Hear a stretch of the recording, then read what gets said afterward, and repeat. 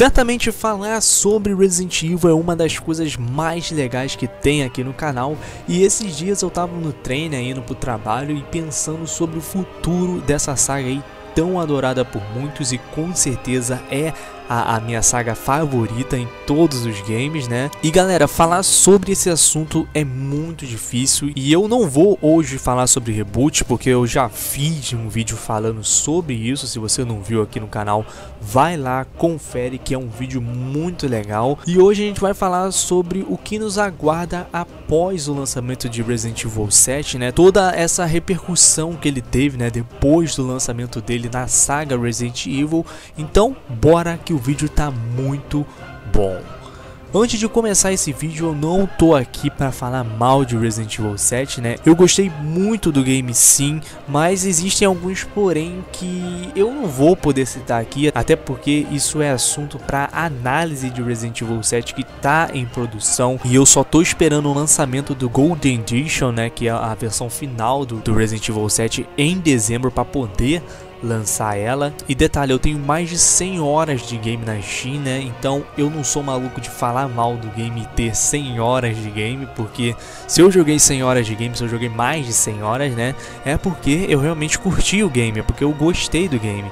Então eu não sou maluco disso, né, ao ponto de jogar 100 horas de game e falar mal do game, né? E Resident Evil 7, ele foi muito elogiado, fez muito sucesso, porém tem sempre aquele porém, né?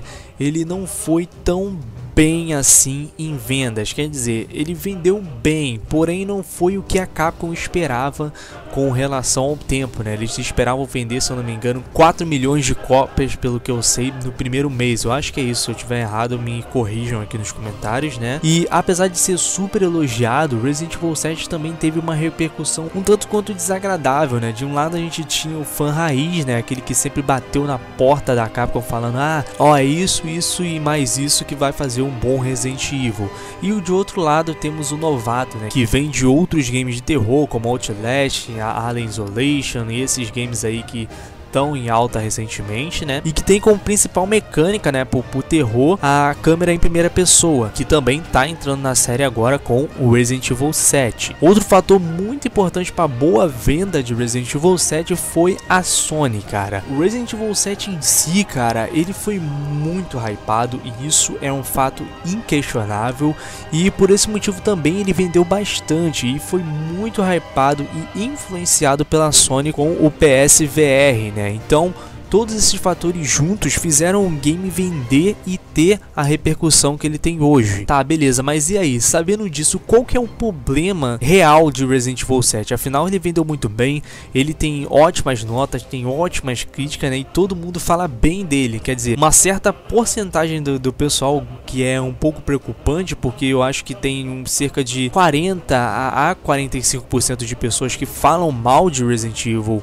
7 ainda. Então, sabendo disso, qual que é o grande problema de Resident Evil 7? Bom, na minha visão, eu já falei isso até mesmo antes do lançamento do game, né? O grande problema de Resident Evil 7 não tá na história, não tá nos gráficos, não tá em absolutamente nada, cara. Tá sim somente na sua câmera em primeira pessoa. E galera, apesar de sim o game ter vendido muito bem, cara, muita gente falou super mal da câmera, porque isso muda não somente a câmera, a maneira como você vai jogar o Resident Evil 7, e o fã de Resident Evil em si já vem se acostumando com uma mudança, né? Porque antes a gente tinha a câmera fixa, depois foi mudado para a câmera em terceira pessoa, e quando você já tá quase se acostumando, já pegou o jeito da câmera em terceira pessoa, os caras vêm lá e mete essa aí da câmera em primeira pessoa. Claro, isso não só muda a maneira como você vai jogar o game, como também muda outro fator que é muito importante, que é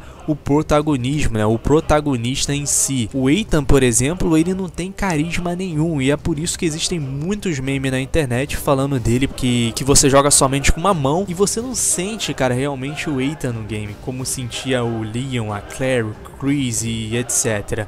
Pra mim, o personagem Resident Evil, ele é muito importante. Eu já falei sobre isso no meu vídeo de reboot, eu já falei sobre isso em diversos outros vídeos de Resident Evil. Pra mim, cara, um dos pontos principais de Resident Evil é o personagem. E quando você bota em primeira pessoa, infelizmente, cara, você perde não só uma parte boa da jogabilidade, como também perde o seu personagem. Não que a jogabilidade de Resident Evil 7 seja ruim, mais uma vez reafirmando aqui que eu gosto do game como todo, tá? Outro fator que me faz acreditar que o futuro de Resident Evil não tá em Resident Evil 7, pelo menos não na questão da câmera, né? É o fato da Capcom já ter feito esse tipo de coisa antes, né? Tudo pra tentar se aproveitar de uma tecnologia que estava sendo lançado na época, né? Como por exemplo o Resident Evil Survival, né? Que era também em primeira pessoa, tudo para poder aproveitar, né?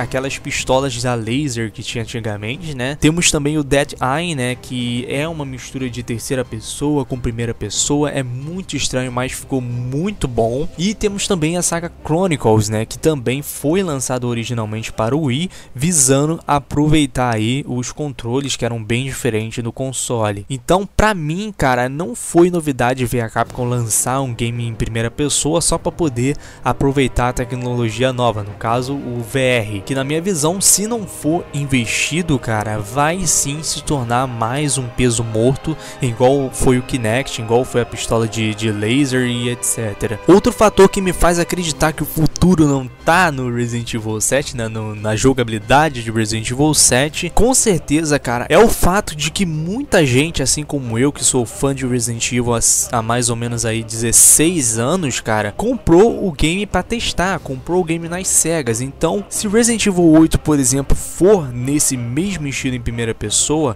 e o cara que não gostou disso em Resident Evil 7, simplesmente o cara ele não vai comprar e talvez ele prefira até mesmo baixar um game pirata, né? Então, é uma questão muito delicada. Eu, sinceramente, no fundo do meu coração, não vejo Resident Evil 8 em primeira pessoa. O que eu acho que poderia acontecer no futuro e que se acontecesse eu iria aprovar muito, eu iria adorar e muito, é o game ser as duas câmeras. Por exemplo, nos remakes de Resident Evil, a gente tem a opção de jogar com o controle mais antigo, né, e jogar com um controle com uma mecânica mais moderna, né. Então, futuramente poderia sim ter uma opção de câmera em primeira pessoa e, se você preferir, ter uma opção em terceira pessoa. Seria muito interessante e eu acho que essa seria a melhor opção, afinal agrada a todo mundo e a Capcom sai ganhando com isso também. E eu arrisco até dizer, cara, que poderia ter também um modo extra com a câmera fixa, só pra gente zoar um pouquinho, só pra gente brincar, né? Seria muito legal se tivesse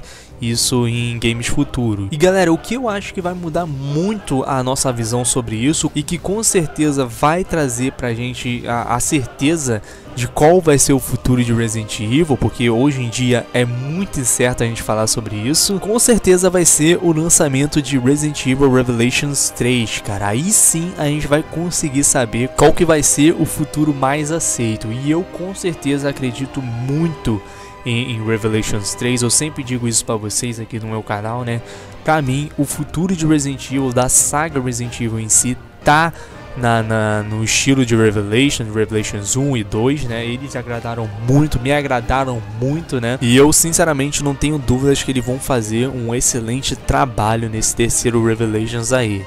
Então, por hora, é isso, né, galera? O futuro de Resident Evil, infelizmente, na minha visão, é totalmente incerto. E mesmo assim, cara, seja lá qual for o futuro, a Capcom sai ganhando. Porque se você parar pra pensar, tem uma geração hoje em dia que tá muito atraída por esse tipo de games de terror, em primeira pessoa, no caso. Então, mano, ao mesmo tempo que a Capcom perde um fã de Resident Evil da antiga, ela tá ganhando outros da nova geração.